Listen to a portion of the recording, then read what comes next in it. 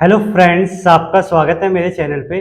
तो जैसे कि आपका सीएसआर नेट जून 2024 का एग्ज़ाम हो चुका है, तो अब उसके बाद आपके मन में सबसे बड़ा डाउट ये है कि क्या आपके एग्ज़ाम की एक्सपेक्टेड कट ऑफ रह सकती है और कैसी कट ऑफ इस बार आपको देखने को मिलेगी। तो चलिए शुरू करते हैं।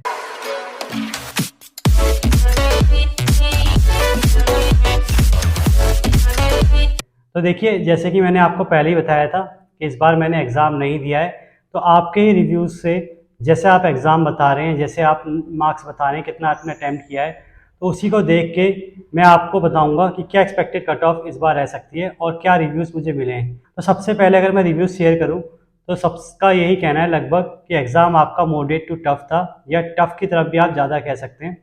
और सेकंड, इस बार एग्ज़ाम काफ़ी कैलकुलेटिव था, मतलब टाइम बहुत कम मिला और कई बच्चे हैं पार्ट ए को भी नहीं देख पाए, पार्ट बी और पार्ट सी में ही काफ़ी टाइम लग गया।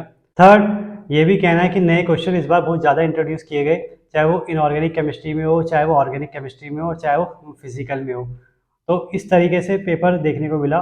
एंड फोर्थ, अगर मार्क्स की बात करें तो ज़्यादातर बच्चों ने 110 से 120 का एवरेज मार्क्स अटैम्प्ट किया है एग्ज़ाम। तो उसके बाद से अगर इन सब बातों को मैं एनालाइज़ करूँ, तो अगर देखा जाए आपकी कट ऑफ क्या रहनी चाहिए, तो देखिए मैं आपको बताऊँ, जैसे आपने जनरली देखा है कि जब भी आपका हार्ड पेपर रहता है तो आपकी कट ऑफ 100 से 105 के बीच में रहती है। और वही मॉडरेट की अगर आप बात करते हैं तो आपकी जो कट ऑफ है 105 से 10 के बीच में रहती है। और अगर ईजी पेपर आपका आता है तो वही कट ऑफ आपकी 110 प्लस हो जाती है।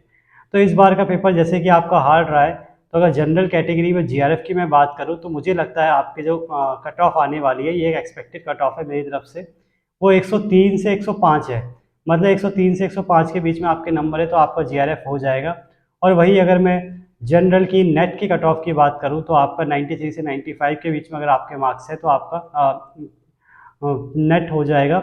और वही अगर थर्ड कैटेगरी कट ऑफ जो इस बार पहली बार इंट्रोड्यूस की गई है पीएचडी एडमिशन के लिए, तो वो अगर आपके 85 प्लस मार्क्स है तो मुझे लगता है आपका पीएचडी में एडमिशन के लिए आप एलिजिबल हैं। अब आप पूछेंगे डिफरेंट कैटेगरी के लिए, तो देखिए अगर आप ओबीसी के लिए बात करते हैं तो आप जनरल से 10 से 12 मार्क्स कम मान लीजिए जीआरएफ के लिए, नेट के लिए और कैटेगरी थर्ड के लिए। और अगर आप एससी कैटेगरी की बात करते हैं तो आप ओबीसी से 10 टू 12 मार्क्स कम मान लीजिए। और अगर आप एसटी की बात करते हैं तो आप जनरल केस में 10 टू 12 मार्क्स एससी से कम मान लीजिए। बाकी पीडब्ल्यूडी की हमेशा सेम रहती है, 50% कट ऑफ आती है, यानी आपके और बाकी पीडब्ल्यूडी की हमेशा सेम रहती है, 25% कट ऑफ आती है, यानी 50 मार्क्स।